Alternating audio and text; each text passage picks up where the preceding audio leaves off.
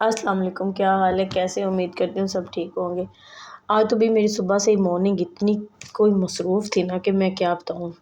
क्योंकि आज सुबह 5 बजे जब मैं उठी हूँ तो सबसे पहले अपने हस्बैंड के लिए ब्रेकफ़ास्ट और लंच बनाया, तो उनको भेजा, रवाना किया, नमाज़-शमाज़ पढ़ी है, पढ़ के दोबारा लेटी हूँ तो बेटा उठ गया, उसको सुलाया, उसको सुला के भी लेटी हूँ। तो थोड़ी देर बाद भी हमारे घर गेस्ट आए हुए, तो उन्होंने जाना था इंटरव्यू देने के लिए, तो मैं भी उठ के उसके लिए फटाफट नाश्ता बनाया। उनको नाश्ता बना के दे के भी जाके दोबारा लेटी हूँ, आँख लगी है तो मेरा बेटा उठ गया और वो कह रहा था भई मैंने नहीं सोना।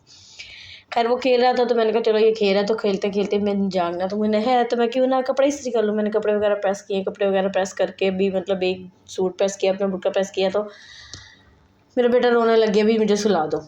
अच्छा खैर उसको नहलाया-धुलाया, उसको सुलाने लगी, उसको मतलब उसको सुला रही थी तो बेटी उठ गई। मैंने कहा लो भी आज तो मैंने सो लिया। उसको भी नहला-नुहलू के नाश्ता-वाश्ता किया, तो नाश्ता-वाश्ता करके फिर मैं किचन में आई। मैंने कहा चलो जी आज आके किचन भी साफ़ कर लें। किचन में साफ़ कर रही थी तो करते-करते ये आपने देखा ही होगा कि मेरी एक कटोरी टूट गई है।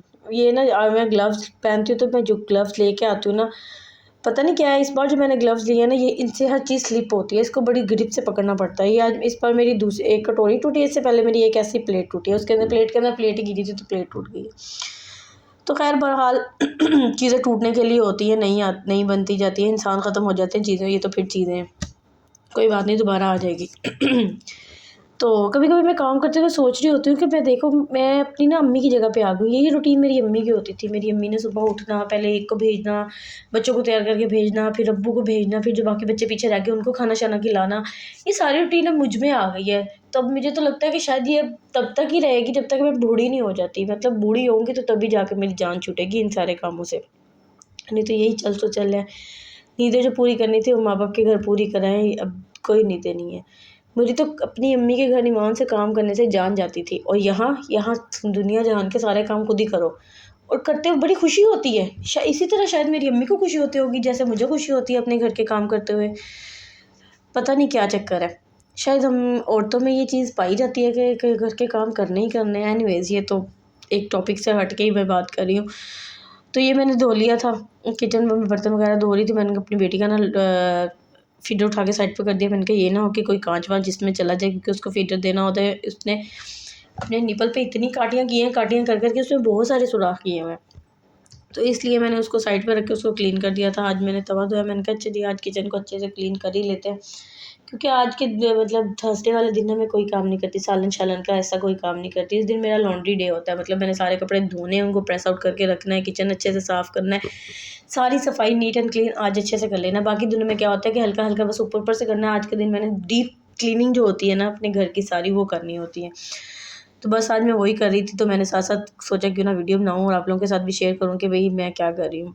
लेकिन फिर भी कोई ना कोई काम कर लेते हैं। काम करते हुए 100 बार बच्चों को जाके देखो, छोटे बच्चे जो होते हैं ना, जो 3-4 माह के बच्चे होते हैं, उन पे तो बहुत ज़्यादा नज़र रखनी पड़ती है ना कि उनको कैसे देख रहा है। मतलब थोड़ा-सा काम कर लो जाके उनको देखो, थोड़ा-सा काम कर लो जाके देखो, अभी वो रोने लग गए हैं, उनको अभी फीडर दे दो, उनको अभी ग्राइवर दे दो, विटामिन डी दे दो, ये पिला दो, ये पिला दो, ये पिला दो। जबकि जो बच्चा थोड़ा 1.5 साल का हो जाता है ना, सॉलिड जब तक बच्चे का सॉलिड स्टार्ट नहीं ना होता तब तक माँ बेचारी यही होती है, ना वो टाइम से सो सकती है और ना ही वो टाइम से स्पून से काम कर सकती है। और मुझ में ये गंदा कीड़ा है सफाई का जो मुझे मेरी अम्मी से मिला है। तो मैं ये नहीं कर सकती। सम टाइम ऐसा होता है कि वो रो रहा होता है तो मैं कहती हूँ रोई जाओ, अब मैं क्या करूँ, मैंने तो घर के काम करने हैं। तो मेरे हस्बैंड से इस बात पे अक्सर बहस हो जाती है कि क्यों भई क्यों? घर के काम छोड़ दो, नहीं करने। मैं कहती हूँ मुझे उलझन होती है देख के, पता नहीं जैसे एक साइकोपन होता है ना इंसान में, मेरे अंदर वो शायद साइकोपन है क्या है, मैं कभी-कभी सोचती हूँ शायद मैं साइको होती जा रही हूँ। तो इसीलिए शायद मेरे साथ ऐसे होता है। ख़ैर बहरहाल किचन क्लीन करने के बाद मैं गई थी सफाई करने, क्योंकि कब इसके बाद मेरी सफाई रह गई थी, बच्चे मैं नहला चुकी थी इस टाइम पे और मैंने इसके बाद खुद नहाना था। तो मैं ये सफाई कर रही थी, सफाई कर ली। मतलब झाड़ू मैं ऐसे करती हूँ, मैं झाड़ू रात को लगाती हूँ, पोंछियाँ सुबह में लगा लेती हूँ। फिर ऐसे होता है कि बच्चा भी नहीं रोता, बेटा भी नहीं मेरा रोता और मैं भी कर लेती हूँ। और आपकी बाजी खुद ही काम करके अपने आप को खुद ही शाबाश दे देती है, शाबाश भई बहुत अच्छा काम किया आज आप बाजी आपने। तो ये मैंने सूरत बकरा लगाई हुई थी और घर की विंडोज़ वगैरह खोली हुई थी ताकि सारे घर में एक तो हवा फिर जाए और दूसरा ये है कि मतलब घर में एक मतलब तलावत हो जाए, जो बाहर की चीज़ें हैं वो सारी की सारी बाहर चली जाएँ, हर घर में लगानी चाहिए। उसके बाद आज मैंने बेडशीट्स चेंज करनी थी, मैंने सारी की सारी बेडशीट्स चेंज की हैं।